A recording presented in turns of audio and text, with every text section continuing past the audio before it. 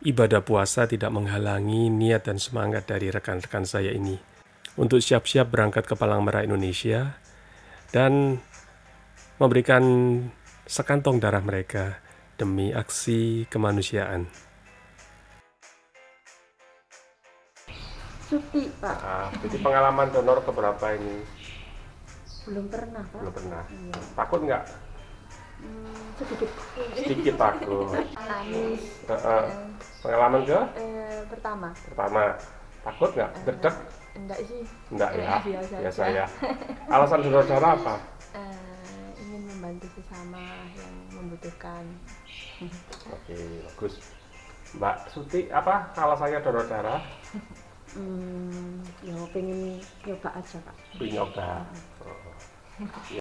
Kurang lebih pukul 7 pagi, kami berangkat ke Palang Merah Indonesia Surabaya di Jalan Embong Ploso, Surabaya. Perjalanan kurang lebih 1 jam. Saat ini kami sudah parkir dan menuju ke PMI. Lokasinya persis di jantung kota Surabaya, tepatnya di sekitar Monumen Bambu Runcing Surabaya. Nah ini, ayo silakan nih. Ya. Ada protokol kesehatan yang mesti diikuti. Siapkan aplikasi Peduli Lindungi. Kemudian ada pengecekan suhu tubuh.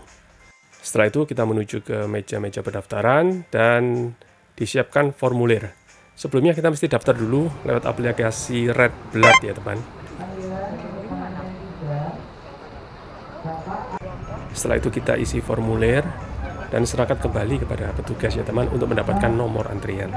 Aksi donor darah Ramadan kali ini memang bekerjasama dengan beberapa pihak yang sangat concern dengan masalah kemanusiaan. Ruangan yang disediakan bisa di lantai 1 atau lantai 3. Ada undian motor juga yang merupakan apresiasi bagi para pendonor. Ya, kurang lebih 1 jam kami harus menunggu. Akhirnya panggilan pun tiba. Sudah di nomor 358. Jam baru menunjukkan pukul 9 lewat. Sepertinya hari ini bisa lebih dari 1000 pendonor ya. Luar biasa kesadaran dan animo masyarakat untuk berdonor darah. Sekali lagi, ibadah puasa tidak menghalangi niat kita untuk tetap melakukan aksi kemanusiaan. Yang penting kita lolos pemeriksaan kesehatan dan dinyatakan layak oleh dokter. Ya, setelah proses pendaftaran, masuk ke ruang pemeriksaan dokter, dilakukan pengecekan ya berat badan, kemudian tekanan darah, sekaligus mungkin ada pertanyaan-pertanyaan yang harus dijawab oleh calon pendonor.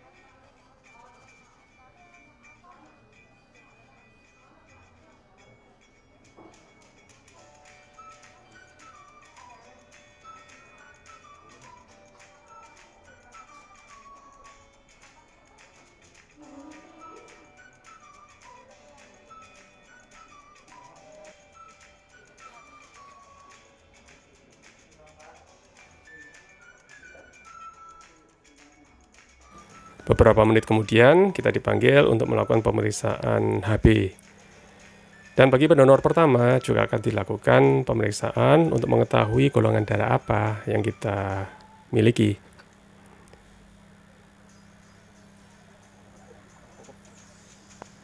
Oke, setelah dinyatakan memenuhi syarat, pindah ke ruang cuci lengan. Ya, untuk menjaga kebersihan, higienitas. Karena kita akan melakukan pengambilan darah setelah ini. Cukup padat hari ini, karena semua kursi penuh. Dan tadi saya lihat di luar masih banyak sekali para calon pendonor yang sedang menunggu. Dan proses pengambilan darah tidak lama, kurang lebih 10 menit. Dan menurut apa yang saya baca, 1 kantong darah kita berpotensi untuk menyelamatkan 3 nyawa. Gimana dari pengalamannya gimana? Waktu masuk jarum aja terasa sakitnya, tapi sudah enggak. Terus gak pusing? Enggak. Gak pusing ya? Enggak. Jadi kembali lagi bulan Juni tanggal 14 ya? Biasa. Gak terasa pusing? Sama sekali enggak. Sebelum berdonor darah, Persiapkan diri yang baik teman. Jangan tidur terlalu malam dan sarapan atau sahur bagi teman-teman yang puasa. Saya berjumpa dengan Pak Toto Sudarto, penggerak donor darah di Surabaya. Saya dari awal melayani saja, gimana apa sih donor darah itu, caranya gimana, dan saya lihat, wah ini kepentingan orang banyak yang harus kita bantu. Ternyata sampai sekarang, mungkin kalau dulu 1.000, sekarang bisa ratusan ribu.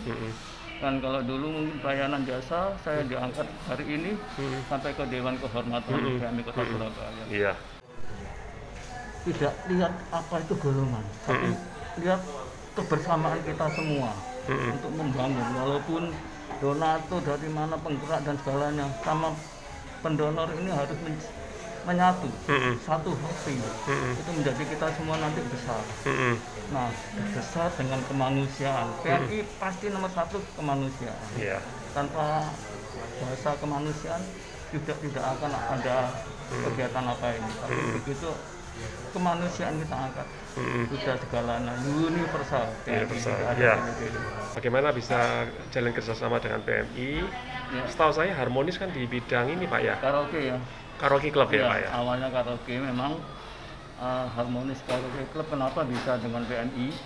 Itu dalam arti kegiatan sosial. Kok ada karaoke? Itu saya melihat bapak dan ibu yang sudah usia lanjut, mereka mau karaoke, sepertinya gelisah, Pak, gimana ya kita harus berkaraoke. Akhirnya saya membuat satu wadah untuk mereka supaya bisa kumpul, bisa namanya harmonis. Nah itu saya berikan satu wadah, saya tentukan di restoran Tristar waktu itu hari Selasa. Jadi tiap hari Selasa mereka bisa berkumpul, bisa merasa nyaman, bahagia di sana. Karena kalau sudah usia lanjut, apalagi ya yang dipikir ya kumpul-kumpul dan harmoni seperti itu. Ditambahkan lagi mungkin arisan bisa ditambahkan untuk lebih solid juga ya. Kalau ditambah lagi, akhirnya banyak sekali, hampir 80 sampai 100 dan 100 lebih akhirnya.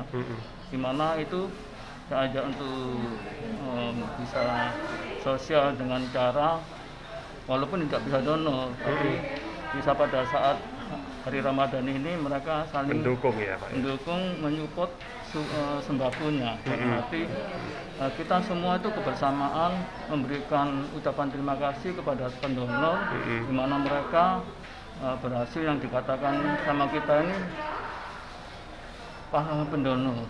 Ya, bagaimana kita ucapkan terima kasih pada mereka. Kalau kita punya sembako berapa banyak pun tanpa ada pendonor tidak ada artinya. Nah, kita bagaimana bisa mengajak dan menjadikan satu penggerak. Nah, itu memang dari 2007 saya belajar penggerak dan melayani, sehingga pelayanan ini yang betul-betul dinikmati, bisa dirasakan oleh pendonor. Dan semuanya menjadikan satu kesatuan, satu hati gitu ya. Dan ya seperti hari ini luar biasa besarnya pendonor yang di luar itu. Jadi saya ikut bahagia walaupun saya tidak bisa donor. Dari tanggal 11 sampai 16, tapi ternyata dari hari pertama sudah hampir 1.400 dan 1.300 dan 1.200. Itu sudah melebihi.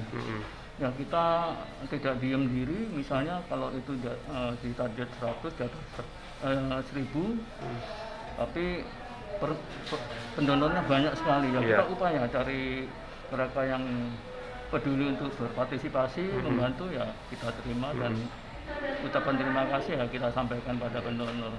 Ya, jadi untuk kita kumpulkan itu dengan cara yang paling kecil adalah saya buka rekening, rekening yang mana mereka bisa umum itu bisa juga membantu, bisa ingin menjadi satu bagian di situ. Nah, jadi mereka kadang-kadang, Pak, saya ini sudah menabung, saya persiapkan nanti pada bulan Ramadan bisa beli satu sembako, satu paket, walaupun mahal atau murah sekarang 75.000, tapi rasanya dia sudah luar biasa baginya.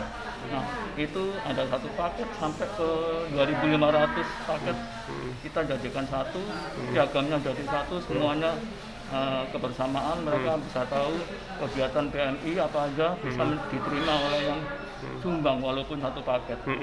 Nah, itu juga Jadi mengajak partisipasi ya, peran serta semuanya untuk terlibat ya. Jadi mereka juga merasa kebenaran kegiatan ini. Baik. Harapannya ke depan gimana Pak Toto? Harapan saya karena sudah pendonor ini luar biasa, yang sudah dikatakan juara provinsi Jawa Timur ini nomor 1, yang kedua mungkin kota lain saya dengar mungkin DKI provinsi, tapi Surabaya tidak kalah dengan yang juara 2 provinsi. Kota Surabaya aja sudah bisa bagus.